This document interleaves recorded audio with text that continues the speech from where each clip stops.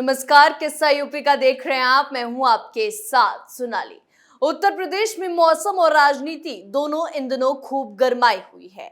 एक तरफ Bharatiya Janata party tiffin बैठकों के जरिए कार्यकर्ताओं को एकजुट करते लोकसभा चुनाव 2024 की तैयारियों में जुटने का संदेश दे रही है। वहीं विपक्ष ने भी अपनी तैयारियां तेज कर दी हैं। मुख्य विपक्षी दल समाजवादी पार्टी जिला स्तर पर शिविरों के जरिए कार्यकर्ताओं को एकजुट करने में लगी है। कुछ दिन पहले ही सीतापुर के नैमिषारण्य में समाजवादी पार्टी का कार्यकर्ता सम्मेलन आयोजित किया गया। इस दौरान अखिलेश यादव ने लोकसभा चुनाव 2024 में 80 सीटों पर जीत का दावा किया। अब इस पर राजनीति शुरू हो गई है।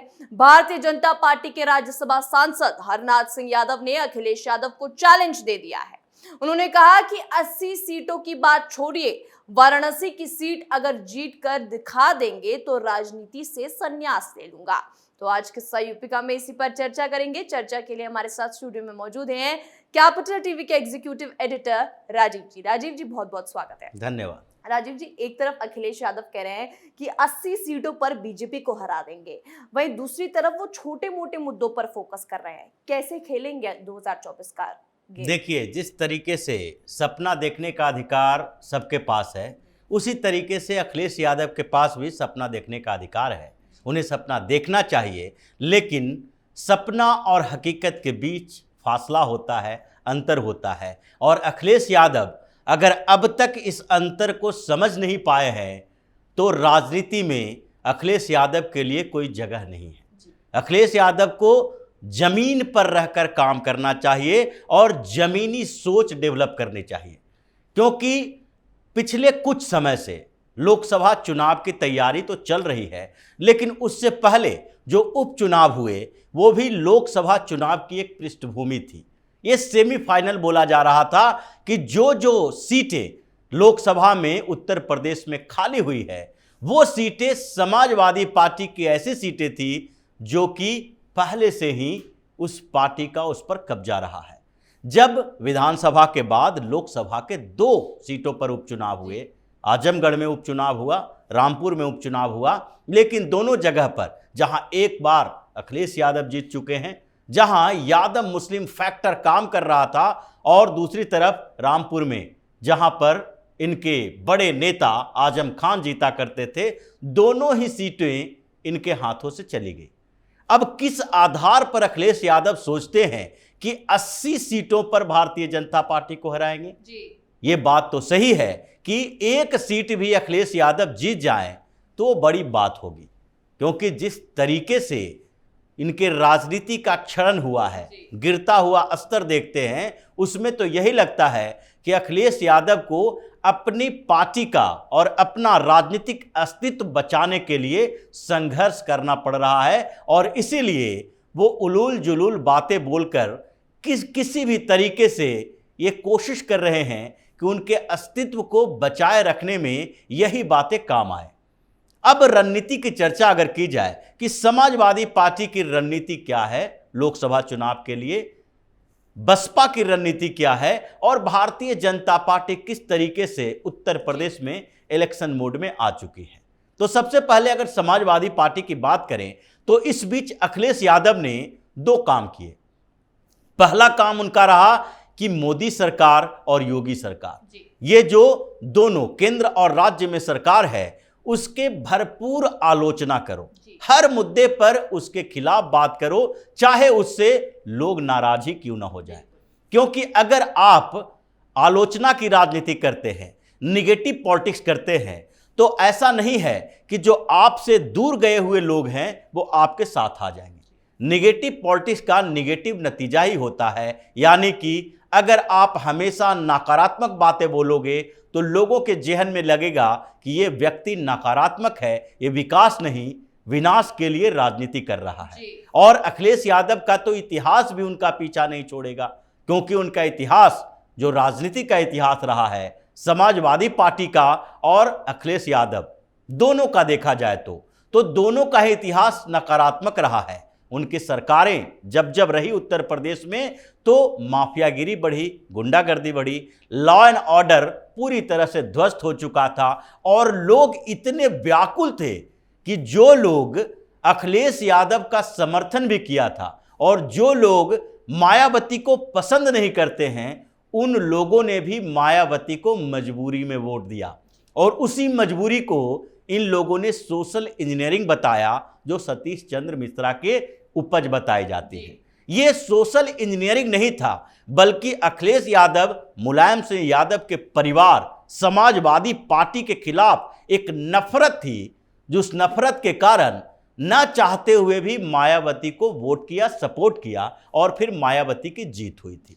और इसीलिए अब जो फिर से वो माहौल तैयार हुआ है, जिसमें अखिलेश यादव के साथ अगर देखा जाए तो अपने ही जाति जिसके ऊपर उनका लगता था कि उत्तर प्रदेश के यादव उनके साथ हमेशा टिके रहेंगे, उनके साथ ही खड़े रहेंगे, लेकिन जो पिछले 2 उपचुनाव हुए लोकसभा के, उन दोनों उपचुनावों में जो इनकी ही जाति के लोग थे उन्होंने भारतीय जनता पार्टी को सपोर्ट किया। और इसके पीछे का रीजन क्या रहा? क्योंकि अखिलेश यादव में वो उत्तर प्रदेश के लिए विधानसभा चुनाव के लिए तो ये देखता है कि हमारा नेता होगा उत्तर प्रदेश के लिए, लेकिन जब केंद्र की बात होती है तो उत्तर प्रदेश के वो लोग जो समाजवादी पार्टी से जुड़े हुए हैं वो भी देखता है कि केंद्र में अखिलेश यादव की भूमिका क्या होगी, केंद्र में अखिलेश यादव किसको सपोर्ट कर रहे हैं।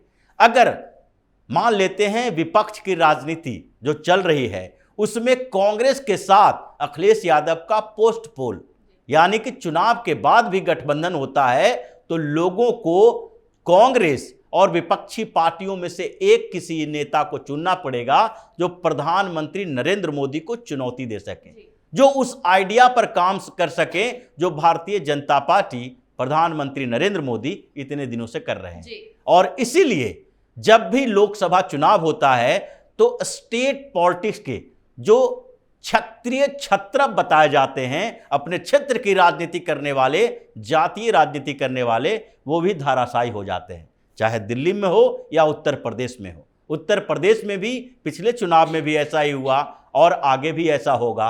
दिल्ली के चुनावों में अगर देखा जाए तो विधानसभा चुनाव में केजरीवाल को सपोर्ट करने वाले लोग भी लोकसभा चुनाव में आखिरकार पीएम मोदी की तरफ कैसे आ जाते हैं? क्यों वो अरविंद केजरीवाल को सपोर्ट नहीं करते हैं? क्योंकि 2 लोकसभा चुनाव दिल्ली में हो चुका है अरविंद केजरीवाल के प्रकट होने के बाद, 2014 में, 2019 में, और दोनों ही लोकसभा चुनाव में दिल्ली में अरविंद केजरीवाल को एक भी लोकसभा सीट नहीं मिली। 7 लोकसभा सीटों में से एक पर भी केजरीवाल की जीत हो जाती तो ये लगता कि केंद्र की राजनीति में भी केजरीवाल को भूमिका देने के लिए दिल्ली के लोग तैयार हैं। कुछ उसी तरीके से उत्तर प्रदेश में भी है। उत्तर प्रदेश में भी समाजवादी पार्टी हो या बहुजन समाज पार्टी हो, ये दोनों पार्टियों के नेताओं का जो तरीका है पॉलिटिक्स करने का, वो वहां के लोग उत्तर प्रदेश के लिए तो थोड़ा बहुत एक्सेप्ट कर भी लेते हैं। केंद्र की राजनीति की बात होती है तो उनके जेहन में आता है कि ये लोगों को लोकसभा की सीटें देंगे तो फिर आगे जाकर उन्हीं लोगों को सपोर्ट करेगा जो 60 सालों तक इस देश को बर्बाद करते रहे हैं। तो इसलिए अवधारणा या परसेप्शन के लेवल पर अखिलेश यादव पूरी तरीके से पिछड़े हुए हैं, उनका कोई भी अस्तित्व आगे के लोकसभा चुनाव के लिए नहीं है। दूसरी बात जो दूसरे स्तर पर कहा जा सकता है कि अभी अखिलेश यादव एक ग्राउंड लेवल का काम करके अपनी राजनीति को बेहतर करने की कोशिश कर रहे हैं, बेस है जो उनका बढ़ाने की अपनी कोशिश कर रहे हैं, और उसके लिए वो आउटरीच प्रोग्राम चला रहे हैं, और साथ ही कुछ ऐसे नेताओं का जो नेता तो नहीं है लेकिन पॉलिटिक्स में वो बैक से काम करते हैं, पर्दे के पीछे से काम करते हैं, जैसे कि कुछ किसान संगठन हो गए और उसमें राकेश टिकैत जैसे नेता हो गए, जो कि बार बार अपने आप को पॉलिटिशियन नहीं कहते हैं, राजनीति में जाने वाले लोग नहीं कहते हैं, लेकिन एक तरफा जो उनकी सोच और उनके तरीके होते हैं ये बता देता है कि आपकी पूरी की पूरी कवायद किसानों के लिए नहीं है बल्कि भारतीय जनता पार्टी को हराने के लिए है। उन लोगों को अपने साथ जोड़े।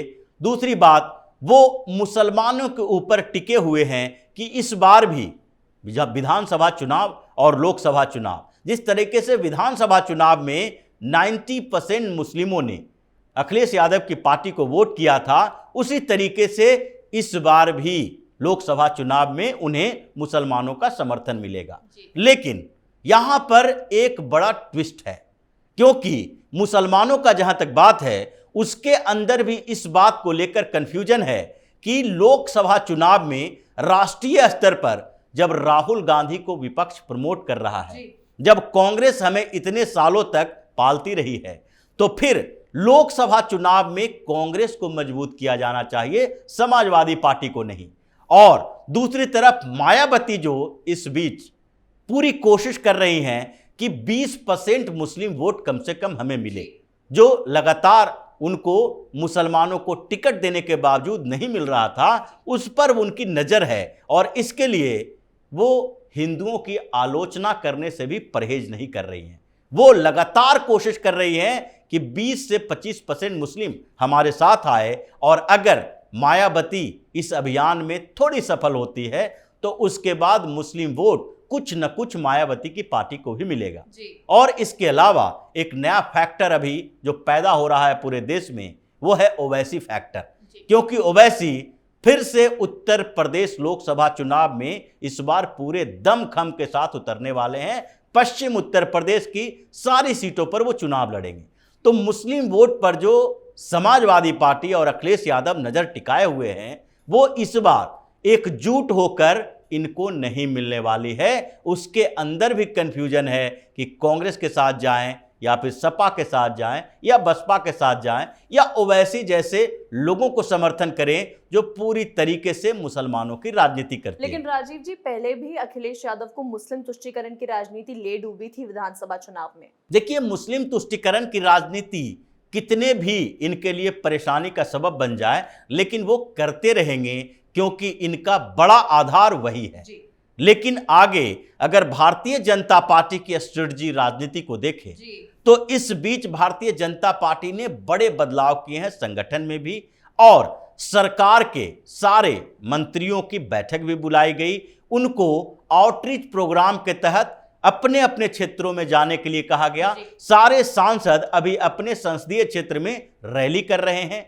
उनके साथ में जो विधानसभा के सदस्य यानी विधायक हैं या फिर विधान परिषद के सदस्य जो कि एमएलसी हैं, ये सारे के सारे उनके साथ जाते हैं और हर लोकसभा क्षेत्र में एक पूरा बड़ा डाटाबेस तैयार किया जा रहा है। और उससे भी बड़ी बात है कि अब सीआर पाटिल की उत्तर प्रदेश में एंट्री होने वाली है।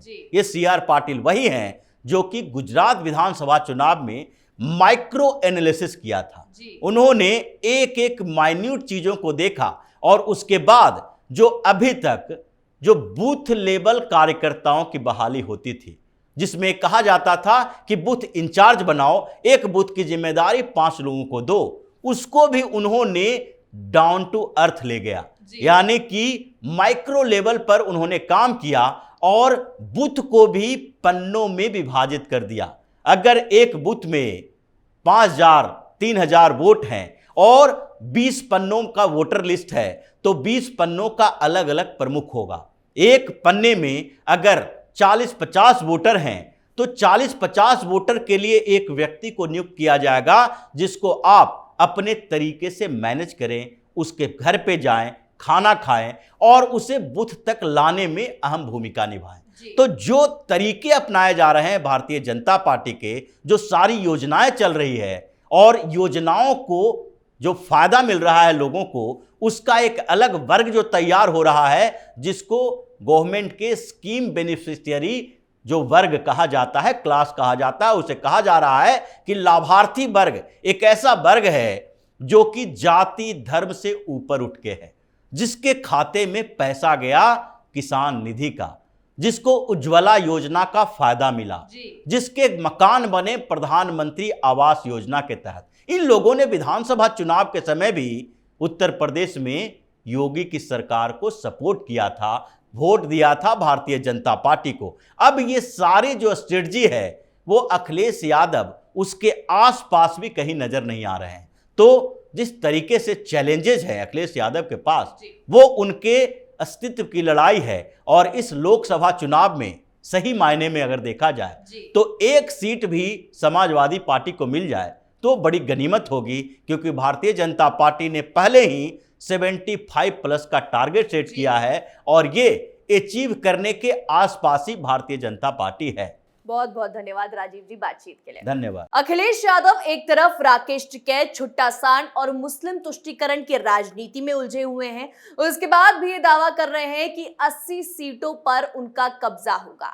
लेकिन 80 सीटों पर कब्जा करने वाले अखिलेश यादव शायद ये भूल गए कि जिस तरह डबल इंजन की सरकार का विकास घर घर तक पहुंच रहा है, उस विकास की रेल अखिलेश यादव अपने दावों से 2024 तो क्या 2029 में भी रोक नहीं पाएंगे और अखिलेश यादव का लोकसभा का सपना सिर्फ एक सपना ही रह जाएगा। किस्सा यूपी का में आज के लिए इतना ही। देखते रहिए कैपिटल टीवी उत्तर प्रदेश। नमस्कार।